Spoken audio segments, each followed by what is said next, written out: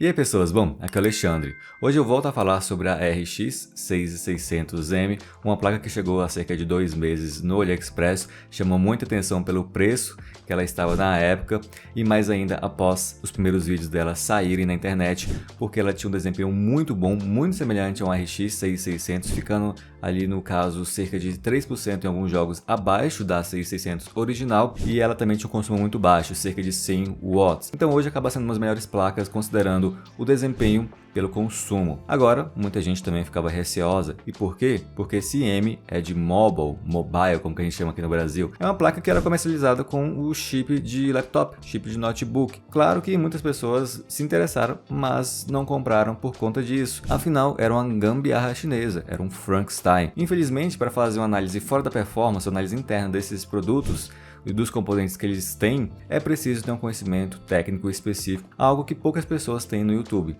Mas felizmente encontrei uma pessoa, o Paulo Gomes, ele é lá de São Paulo, ele tem uma assistência técnica voltada para placas de vídeo, ele é muito conhecido nessa área, tem um canal no YouTube, também tem um canal no TikTok, no Facebook, onde ele trabalha bastante com esse tipo de conteúdo. Recomendo que vocês deem uma olhada também e entrem em contato, vou deixar para vocês aqui o contato dele na descrição, caso vocês tenham interesse, caso tenha uma placa que está com defeito e queiram mandar lá para ele. Eu enviei aquela primeira RX 6600M para ele, modelo da 51 RISC, mas não difere nada desse modelo aqui da G-Shu, ou da MLSE, ou da Soyo. Ele fez análise e mandou para mim o vídeo. E agora nós vamos conferir os componentes internos da 6600M. Será que ela tem uma construção decente? Será que fica parecido com uma 6600 normalmente vendida aqui no Brasil? Vamos conferir e eu volto depois.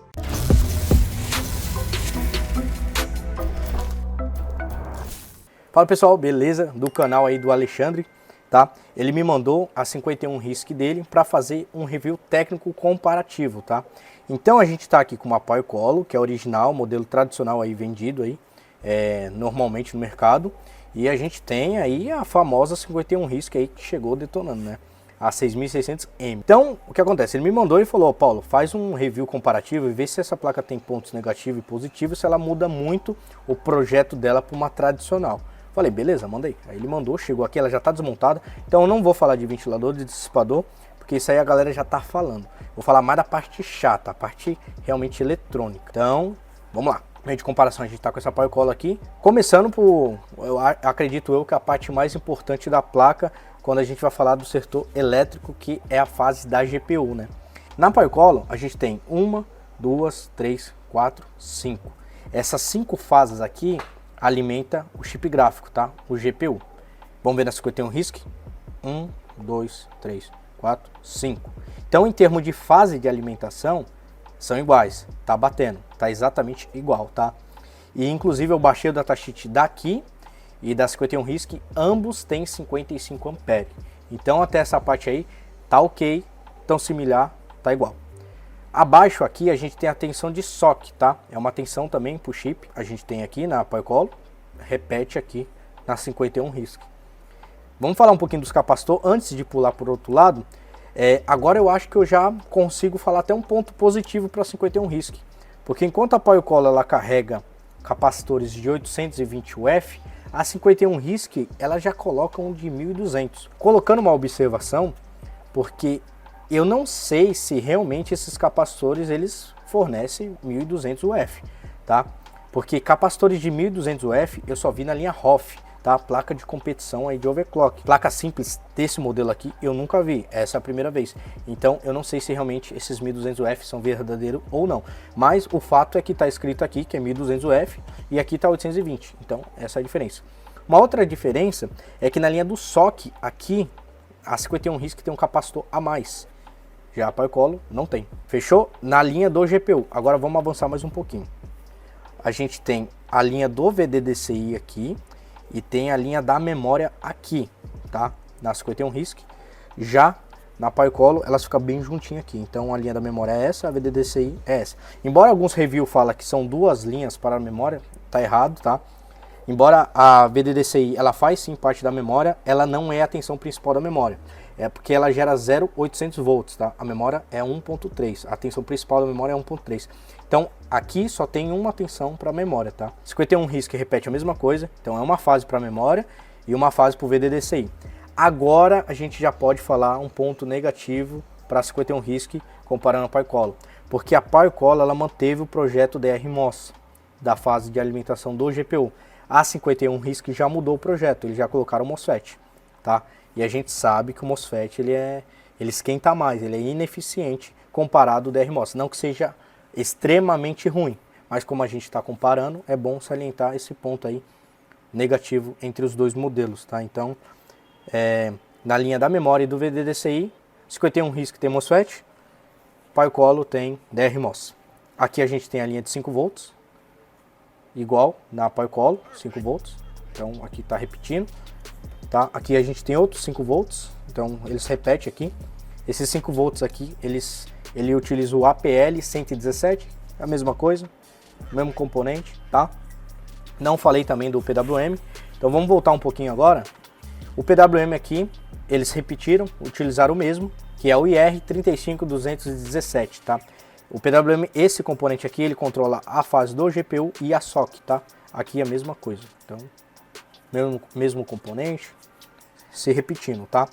Na linha do VDDCI e da memória, quem controla o PWM já é o NCP, tá?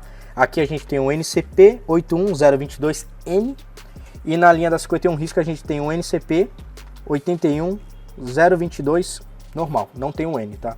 É a única diferença que eu vejo aqui entre os PWMs, o restante está igual, tá? Virando a PCB aqui, a gente tem a linha de 0,75 volts, tá? Na PowerColo, na 51 RISC a gente tem 0,75 aqui também, então você nota aí que os componentes são similares. E aqui mais acima a gente tem a linha de 1,8 volts, e aqui também, tá? Bem similar aí. Aqui o Sage BIOS, aqui o Sage BIOS, então é realmente um projeto muito parecido. Só que quando você coloca assim perto, assim você nota que o PCB da 51 RISC é menor, mais ou menos um dedo aqui, ele perde. Mas no geral a placa é muito parecida mesmo com a da PowerColo. Até a quantidade de capacitores aqui é parecido, capacitores cerâmicos. Então vamos recapitular. GPU, SOC, 5 volts, VDDCI, memória, 5 volts aqui, 0,75, 1.8 e 1.8. É isso. Então esse é o review aí eletrônico, tá? Comparando essas duas placas, são muito, mas muito mesmo parecidas. Creio eu que um componente serve na outra tranquilamente. Caso uma PowerColo dê defeito, dá para pegar o componente da 51 RISC e vice-versa, do mesmo jeito, tá? Infelizmente não dá para colocar o cooler da PowerColo na 51 RISC. Vou mostrar aqui, ó, que o maior problema é a parte do VRM, tá? Porque o da PowerColo vem separado. Você pode ver aqui que encaixou perfeitamente na PowerColo, mas quando você vem aqui para 51 RISC, ele não encaixa, a furação não bate, tá? Infelizmente aí, porque a parte do VRM vem solta. Então é isso aí, galerinha. A gente comparou o modelo da 51 RISC com o modelo da PowerColo, vendido tradicionalmente aí no mercado. Acredito que seria uma comparação justa, porque não adianta eu pegar uma placa tipo Sapphire e comparar, porque realmente não faz muito sentido. Mas como a PowerColo é um modelo custo-benefício e a 51 RISC tende a ser também, então acho justo essa comparação, tá? A 51 RISC, perfeitamente, o projeto, tudo, acredito eu, no meu ponto de vista pessoal e técnico, que está aprovada. O que fizeram aqui na placa tá ok. Não, vocês viram, parece a mesma placa em alguns momentos. Em alguns momentos ela ganha, em outros momentos a PowerColo ganha, mas é muito parecido, tá? Mas é claro, pessoal, fica uma observação, tá? Por mais que a 51 RISC foi muito parecida com a PowerColo e tudo mais, ela ainda assim é uma placa usada, tá? Ela tem o chip usado, a peça mais cara de uma placa de vídeo é o GPU, é o processador gráfico.